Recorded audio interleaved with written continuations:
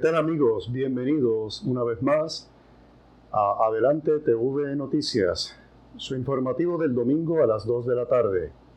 Este es José Lara, portavoz de Adelante Reunificacionistas de Puerto Rico y España, buscando la comunidad autónoma puertorriqueña con con España y con la Unión Europea. Tendremos dos temas principales que vamos a estar tratando en esta edición de este domingo y que discutiremos lo más a fondo que podamos y con mucha calma. Nuestro primer tema es la crisis en el PNP y cómo afecta al gobierno de Wanda Vázquez Garcet. Hace unos días, la gobernadora Wanda Vázquez Garcet tuvo una conferencia de prensa en la que, en vez de explicar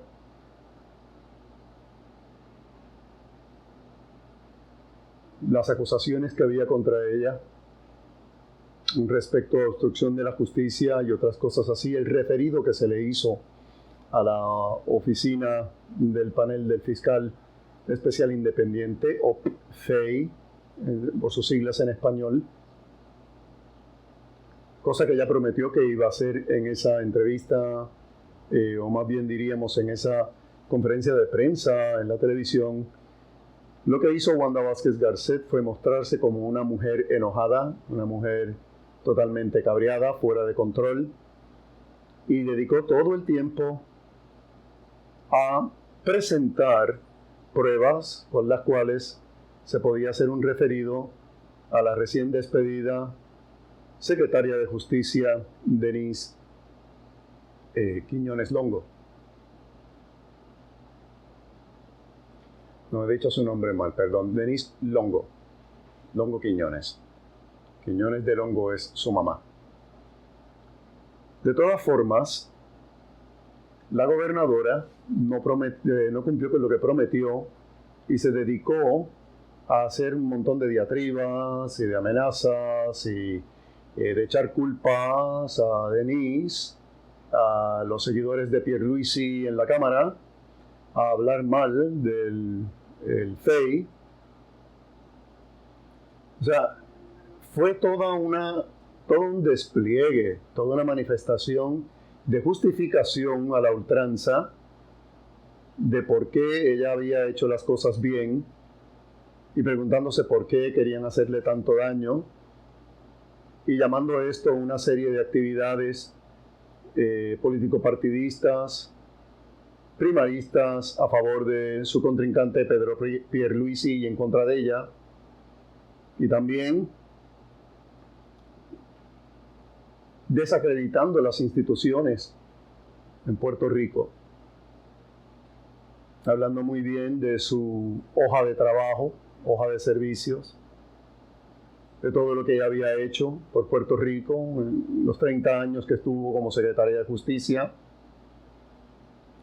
En realidad,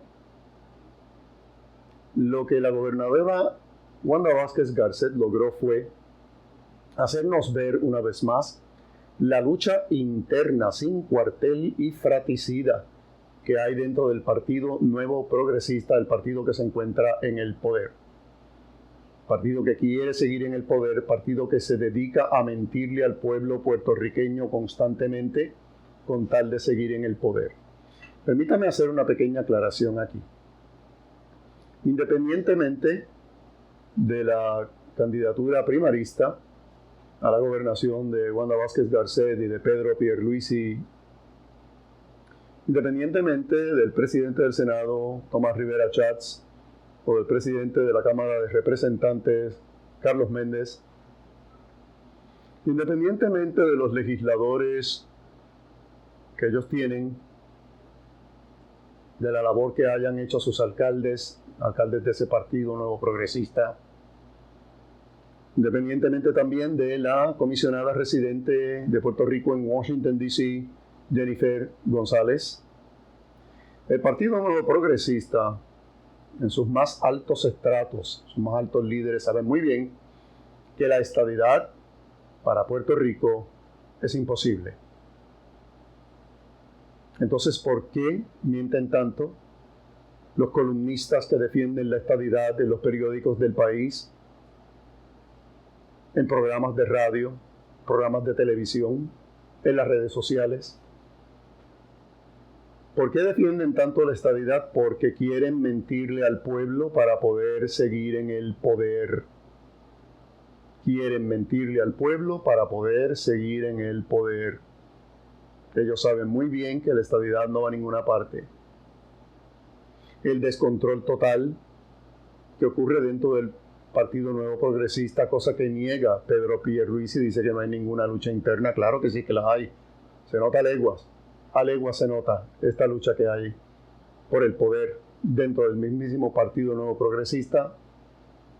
Este encubrimiento de la compra de pruebas fatulas por casi 40 millones de dólares y de otros tantos millones de dólares por el otro lado, y todos estos otros chanchullos y tumbes que ha habido, encubrimiento de todas estas cosas, no querer que estas cosas se investiguen, que la luz salga toda la verdad de todos estos fraudes, de estas mentiras, de estas manipulaciones de verdad y manipulaciones de dinero descaradas a un pueblo que viene sufriendo hace años una tremenda deuda multimillonaria, un pueblo que viene sufriendo hace 3 años por 2 huracanes categoría 4, varios sismos y un terremoto, y ahora una pandemia.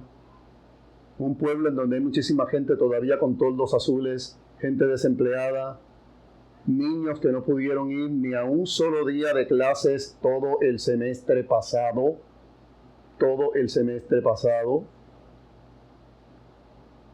Gente desempleada que no ha recibido los cheques prometidos.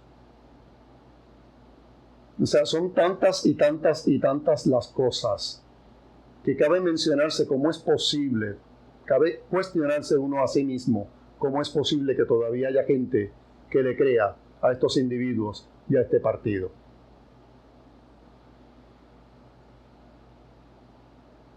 Es un descalabro total del gobierno. Es un descalabro total de los ideales del Partido Nuevo Progresista y de los estadistas. Un descalabro total. ¿Cómo puede pedírsele a un pueblo tan noble como el pueblo puertorriqueño el que vuelva a votar por estos individuos que más les interesa a sí mismos, que más les interesa su ideología, que más les interesa su economía, que los serios problemas que tiene el país, que las muchas necesidades que tiene el país, que nada está funcionando bien, que seguimos en un grave peligro con el asunto de la pandemia? El pueblo puertorriqueño es un pueblo noble, como dije. Somos nobles los puertorriqueños. Siempre buscamos el lado bueno a las cosas y a la gente. Siempre queremos darle segundas, terceras, cuartas y quintas oportunidades a los demás. Pero basta ya. Basta ya de ver, de no comprender, de no actuar. Es hora de informarnos. Es hora de abrir los ojos y los oídos y ver y oír la verdad. Y una vez vista y oída la verdad, una vez conocida la verdad, actuar. Actuar de acuerdo a la forma responsable y adulta de gente que sabe qué le conviene, qué es bueno y qué no lo es. La crisis en el PNP, la guerra interna en el PNP, no ha mejorado, ha empeorado y continuará empeorando camino de las primarias y después en las elecciones. Recuerden que este es el gobierno de Ricardo Rosselló y ahora el gobierno de Wanda Vázquez. Recuerden que este es el gobierno de todos los escándalos, con tantas y tantas y tantas cosas que han ocurrido, y cómo sin ningún tipo de vergüenza, ni de seriedad, ni de madurez, se le ha hecho muchísimo daño a nuestro pueblo, a nuestra isla, a nuestra gente, a nuestros niños, a nuestros mayores, a nuestros enfermos, a nuestras mujeres, a las comunidades de minoría. Este es el gobierno en donde han ocurrido todas estas faltas de respeto en los chats, de mentir abiertamente en las investigaciones de la Cámara de Representantes, de tratar de obstruir la justicia desde los niveles más altos de gobierno, empezando por la gobernadora. Este es el gobierno del Partido Nuevo Progresista, el gobierno que está en el poder. Puertorriqueño hermano, puertorriqueña hermana mía que me escuchas, no es el momento de lealtades ciegas. Lo que es bueno es bueno. Lo que no lo es, no lo es. Y no lo va a ser mañana tampoco. Ya se le ha dado la oportunidad a esta gente. Y miren cómo nos han pagado, miren cómo nos han tratado. Entonces es hora de quitarlos y de poner a otros. Otros que sí hagan el trabajo. Otros que sí se comprometan y actúen. Otros que no den tantas excusas y justificaciones para una conducta indeseable, para una conducta inmoral, para una conducta de daño al pueblo y lo peor de todo, descaradamente. Pues descaradamente tenemos los puertorriqueños que ir a las elecciones el 3 de noviembre y sacarlos a todos del poder. A todos. El que no sirva, sea del partido que sea, fuera. Fuera. Y darle oportunidad a otro. Y repito una vez más lo que he dicho antes. Juventud que estás escuchando quizá este noticiero. Piensa cómo podrías prepararte y envolverte tú también para traer serios cambios que tanta falta hacen a Puerto Rico. Te pedimos perdón por el Puerto Rico que te hemos heredado, pero no queremos que lo heredes tú más para adelante a los que vienen detrás. Hagamos el cambio genuino, auténtico, verdadero. Hagámoslo ya en las elecciones de noviembre. Continuemos ahora con nuestro segundo tema de esta tarde. Recientemente leí un artículo titulado en inglés, la traducción al español, Washington D.C. y Puerto Rico no son lo mismo. No son lo mismo. La reciente aprobación de un proyecto de estadidad para el Distrito de Columbia, para decirlo corto diremos D.C., en la Cámara de Representantes Federal, que es dominada por el Partido Demócrata, no significa que ocurrirá lo mismo en Puerto Rico. Con el caso de Puerto Rico, no ocurrirá lo mismo. Si el Distrito Federal de Columbia y Puerto Rico, que ambos tienen tendencias y favoritismos para con el Partido Demócrata Federal, fueran aceptados como los estados 51 y 52 de la Unión Estadounidense, eso sería una gran bendición, bien considerable, para el Partido Demócrata, que busca recuperar el control del Senado y del colegio electoral. Para empezar, la estadidad para D.C. se ha aprobado en la Cámara de Representantes, no irá más lejos en el Senado Federal. El Senado Federal está controlado por el Partido Republicano, en su gran mayoría. Estos republicanos son los que se oponen a la estadidad para el Distrito de Columbia y para Puerto Rico. Los propulsores de la estadidad en Puerto Rico insisten en que todos los estadounidenses merecen igualdad de representación. Consideremos unas cuantas cosas aquí. Aunque estos argumentos pueden parecer muy atractivos superficialmente, la idea de que Puerto Rico merece ser un estado, lo mismo que D.C., pasa por alto la diferencia crítica de que DC, Washington DC, es la capital de los Estados Unidos y Puerto Rico es una colonia estadounidense. Claramente, estos territorios no son lo mismo, no son iguales. La Constitución de los Estados Unidos estableció el Distrito de Columbia como la capital de la nación en el año 1790. Esto se hizo porque al principio de la República conocida como los Estados Unidos de América no había una capital federal. Así es que la capital federal se movía de un estado a otro. La ciudad de Filadelfia fue capital federal, la ciudad de Nueva York fue capital federal, pero los miembros de la constituyente del Congreso de los Estados Unidos no querían que ningún estado en particular tuviese la capital federal por el poder que esto iba a otorgar a ese estado en particular. Es por eso que se decide que un terreno dentro del estado de Delaware se convirtiera en el Distrito Federal de la nación estadounidense. Estados Unidos no es el único sitio en donde esto ocurre. En la República Mexicana, en México, la capital se llama el Distrito Federal y no pertenece a ningún estado, porque el nombre oficial de México es Estados Unidos Mexicanos. Por si alguien no lo sabía, están los Estados Unidos de América, los Estados Unidos Mexicanos y los Estados Unidos del Brasil. Ese es el nombre oficial de Brasil, Estados Unidos del Brasil, porque tienen un sistema de gobierno muy parecido.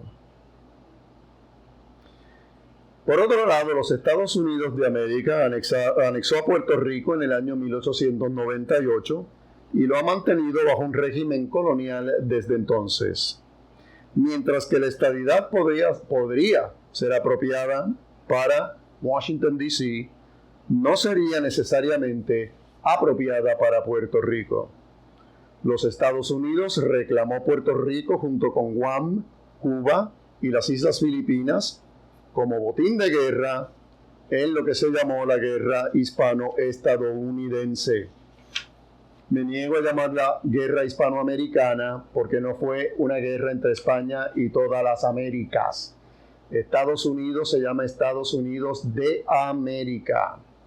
Así es que todo lo que es de Estados Unidos de América es estadounidense, no americano. Lo que sucede es que se ha traducido del inglés, que en inglés se dice United States of America, y los gringos nunca dicen los nombres completos, sino que dicen la última palabra de un nombre. Por eso dicen America. Por ejemplo, el antiguo presidente de España, José Luis Rodríguez Zapatero, su último apellido, su apellido materno es Zapatero.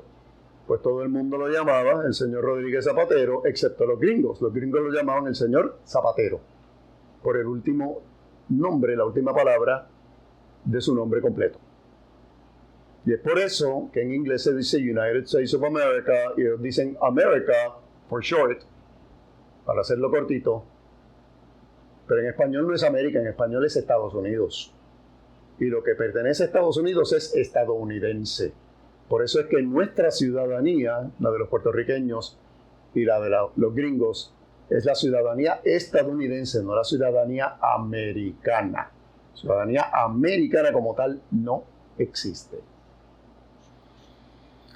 Los territorios anexados durante aquel tiempo de 1898 se colocaban en el camino hacia la estadidad automáticamente.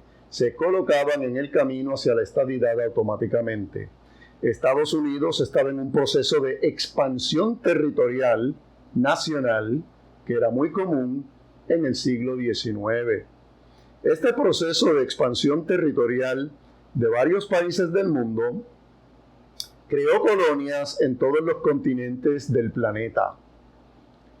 En Sudamérica, en el Caribe, en África, en Asia, en todas partes.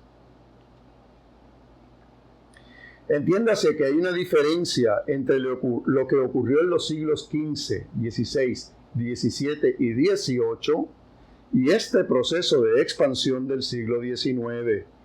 La gesta de Cristóbal Colón y sus seguidores fue una de exploración. Los europeos de aquel tiempo superaron la teoría de que la Tierra era plana y descubrieron, entre comillas, descubrieron para ellos nuevas tierras y nuevos continentes. Descubrieron porque ellos no tenían conocimiento de la existencia de estas tierras, pero obviamente estas tierras estaban ahí. La realidad es que fue un encuentro de dos mundos y no un descubrimiento, pues en las nuevas tierras había civilizaciones muy bien establecidas, con conocimientos de ciencia y con cultura, idioma, creencias religiosas, etc. Construcciones en algunos casos más grandes que las que había en Europa, como las pirámides. Ahora bien, el movimiento expansionista sí sabía desde la existencia de estas tierras, de estos pueblos y su cultura. Sí sabía que estas tierras existían, el movimiento expansionista del siglo XIX en Estados Unidos, pero los consideraba inferiores a todas estas tierras, todos estos pueblos y de estas culturas. Las consideraba inferiores y se creía con derecho y autoridad para invadir y anexar estas tierras, para explotarlas y sacarles beneficio. Como pueden ver, no es lo mismo la exploración que la expansión territorial. Demos unos cuantos ejemplos, para que ustedes vean que esto no me lo estoy inventando yo. Comencemos con Alejandro Magno, el rey de Macedonia, en Grecia. Este buen señor se propuso conquistar el mundo entonces conocido. Quería él llevar la civilización y cultura griegas a todas partes. Quería helenizar o hacer griegos, convertir a la gente en griegos, a todas las tierras del mundo entonces conocido. Llegó hasta la India, pero murió muy joven y sus generales se repartieron el imperio. El sueño de Alejandro Magno fracasó.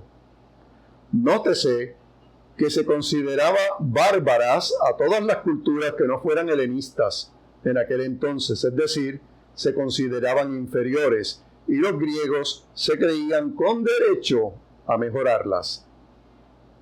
Después de Alejandro Magno vinieron las guerras napoleónicas. Napoleón Bonaparte, segundo ejemplo, decidió conquistar toda Europa para sí y para Francia, pues se creía con derecho a hacerlo. Llegó a conquistar casi todo el continente europeo y se atrevió a marchar a la conquista de Rusia. Era un deseo de poder, de ser dueño de todo, sin ningún derecho, pero quería ser dueño de todo, así es que lo hacía. ¿Por qué? Por el uso de la fuerza. Pero el imperio se le cayó, porque fue vencido al final. Nuestro siguiente ejemplo, Adolfo Hitler y los nazis. Hitler, en pleno siglo XX, hasta el año 1945, quiso conquistar al mundo para su gloria personal y la de Alemania. Los nazis se creían una raza superior, la raza aria, y consideraban a todas las otras razas del mundo como inferiores. Al pensar una raza como inferior a la propia, mucha gente se cree con derechos y poder sobre los inferiores. Pero esto no es verdad. Regresemos entonces a la situación de Puerto Rico.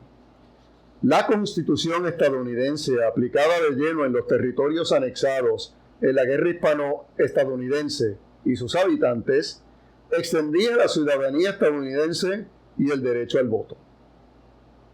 Entonces, una vez los territorios conquistados estaban suficientemente americanizados, según ellos, una vez, repito, los territorios conquistados estaban lo suficientemente americanizados, lo que quiere decir que la población nativa había sido exterminada o despojada de todo poder y que ya se había asentado en ellos, en esos territorios, suficiente gente de la raza blanca como para controlar, para dominar Era entonces cuando se concedía la estadidad plena a estos territorios conquistados.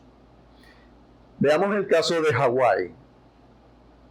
Hawái, que se anexó en el mismo año que Puerto Rico, 1898, en este caso la diferencia estriba en que en Hawái ya había un número sustancial de capitalistas blancos residiendo allí, lo que colocó a Hawái en el camino a la estadidad como el resto de los territorios continentales.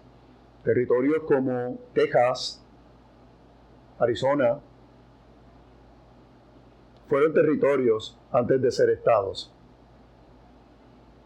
Pero sabemos muy bien que los gringos extinguieron a los indios y los que quedaron los empujaron y encerraron en campos de concentración llamados reservaciones y se quedaron con toda la tierra, se la apropiaron por la fuerza. Eso es parte del movimiento expansionista que tenían los gringos. Cuando se les acabó el continente, le metieron mano a las islas del Caribe y a las islas del Pacífico.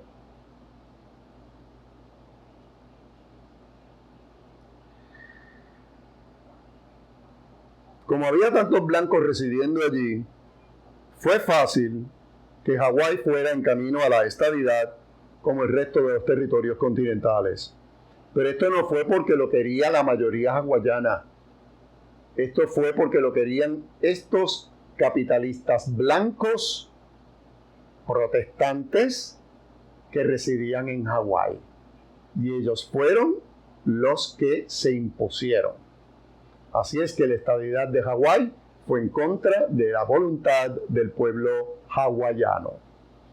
En contraste con el caso de Hawái, desde el momento en que los Estados Unidos anexa Guam, las Filipinas, Cuba y Puerto Rico, la estadidad estaba fuera de toda consideración. Repito, la estadidad desde el momento en que nos conquistaron estaba fuera de toda consideración.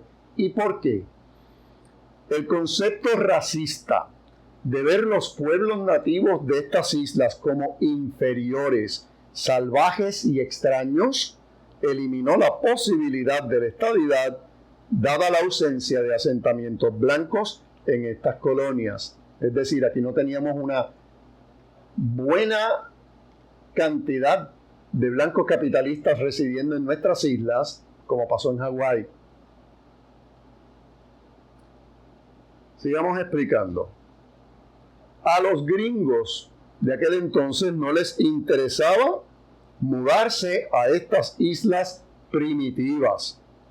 Al encontrarse con la estadidad fuera de la mesa, el problema que tenía que enfrentar los Estados Unidos era cómo mantener un dominio eficaz sobre sus nuevas posesiones estratégicamente importantes sin tener que incluirlas completamente en la Unión Estadounidense.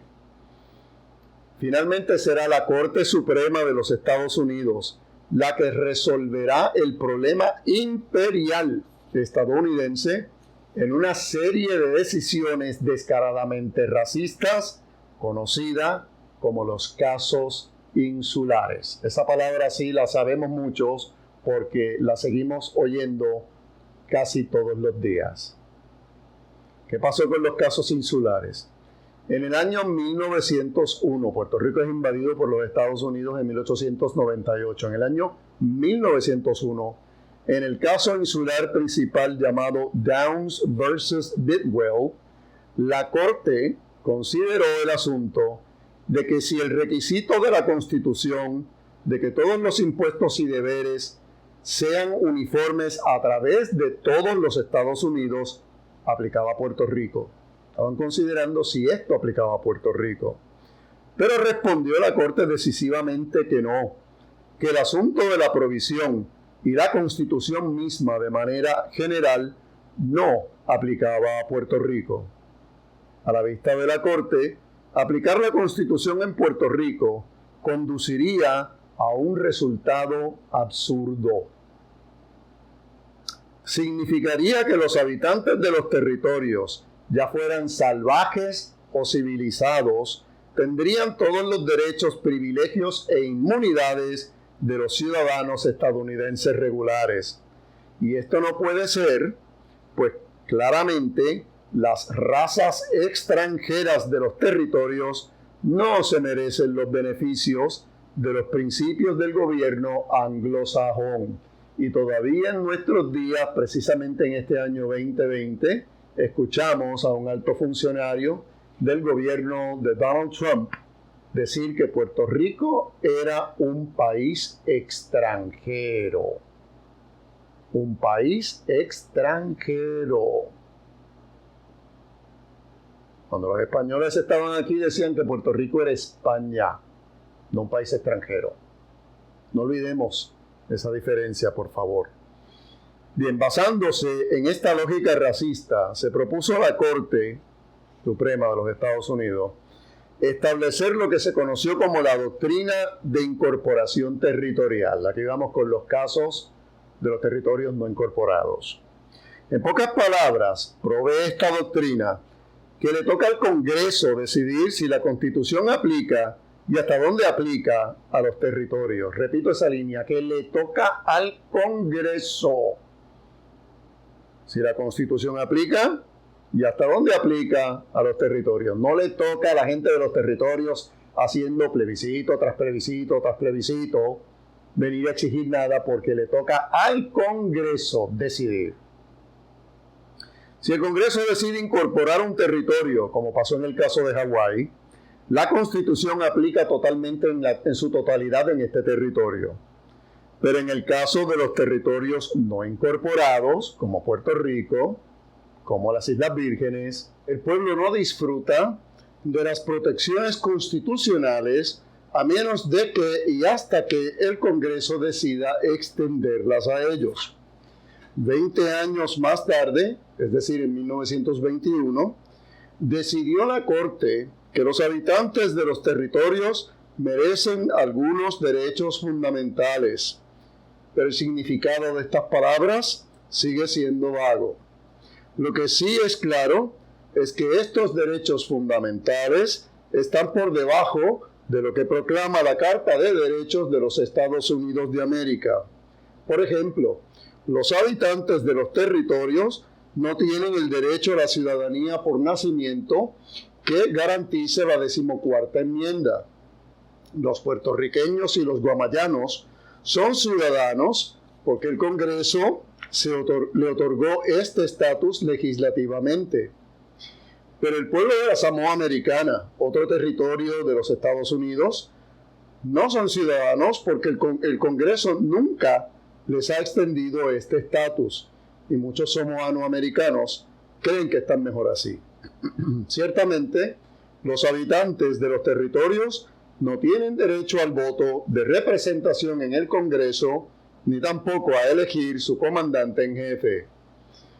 Fundamentadas en nociones racistas, todas estas restricciones son producto del estatus colonial de los territorios.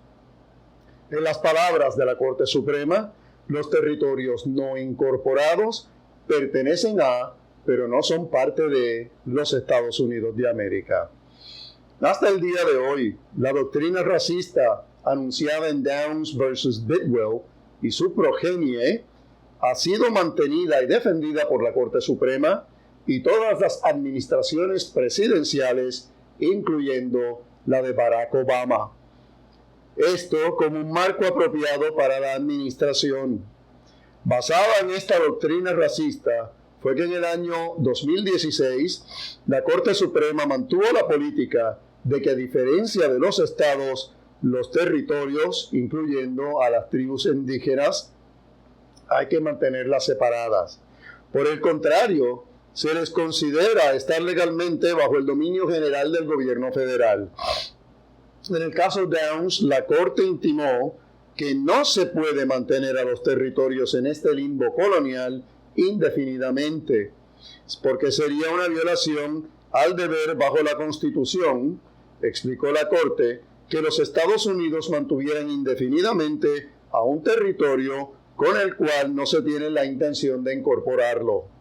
Sin embargo, tal parece ser que esto es lo que hace los Estados Unidos precisamente. A pesar de que Cuba y las Filipinas consiguieron la independencia, Puerto Rico y Guam junto a otros territorios, la Samoa Americana, anexada en 1901, las Islas Vírgenes, anexadas en 1921, y el Commonwealth de las Islas Marianas del Norte, administradas por los Estados Unidos como parte del Fideicomiso del Territorio de las Islas del Pacífico desde 1936 hasta que se convirtió en un territorio no incorporado en 1978. Todos estos territorios continúan de existir en el espacio liminal no incorporado, incapaces de ejercitar su soberanía, mientras que no tienen representación en el gobierno de su colonizador. Explotadas para asegurar la hegemonía militar y económica estadounidense, mientras que se encuentran generalmente fuera de la conciencia del pueblo estadounidense, es decir, son territorios extranjeros en el sentido doméstico. Lo diré una vez más, Puerto Rico no es como Washington, D.C. Puerto Rico es una colonia. El remedio a la colonización no es la estadidad, sino la autodeterminación, el derecho a ser libres del dominio extranjero. Reconocido como una norma de la ley internacional, la autodeterminación es un prerequisito para el disfrute pleno de todos los otros derechos humanos. La autodeterminación significa permitir que el pueblo de Puerto Rico y cada uno de los otros territorios se descolonicen como mejor les parezca, ya sea buscando la estadidad, la independencia o cualquier otro estatus. En ningún caso habrá de considerarse a la estadidad como la única justa solución para los territorios. Mírese el caso de Hawái. Se forzó la estadidad sobre el reino de Hawái en contra de la voluntad de la mayoría del pueblo y para el servicio de una oligarquía blanca capitalista. Hasta el día de hoy, la incorporación de Hawái en la Unión hace el esfuerzo de los hawaianos nativos por la descolonización casi imposible. Las alegaciones de que Puerto Rico merece la estadidad ignoran la realidad de que Puerto Rico es una colonia y que los puertorriqueños nunca pidieron ser parte de este país o imperio para comenzar.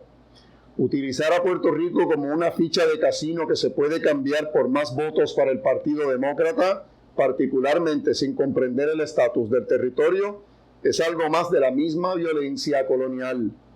No se debe convertir a Puerto Rico en un estado al servicio de ningún partido político estadounidense, ni siquiera al servicio de la democracia estadounidense. Si Puerto Rico se convirtiera en un estado, deberá ser porque así lo deciden los puertorriqueños. No nos dejemos engañar por los promotores de una estadidad que no es posible. No es posible porque los Estados Unidos no quieren a Puerto Rico como un estado. No somos más que una isla de primitivos salvajes que no son blancos y que no merecen las bendiciones y privilegios del mundo anglosajón. No somos blancos, no somos civilizados, no tenemos la misma cultura, somos extranjeros. Así nos ven los gringos. Aceptemos esto de una vez. Sin embargo, España es nuestra cultura, nuestro idioma, nuestra historia y nuestro pasado. Es nuestra familia. España no es extranjera como lo son los gringos. Regresemos, entonces, con nuestra familia. Regresemos a casa. Este ha sido José Lara, portavoz de Adelante Reunificacionistas, a la Comunidad Autónoma de Puerto Rico con la madre patria España. Nos veremos en nuestra próxima edición de Adelante TV Noticias. Buenas tardes.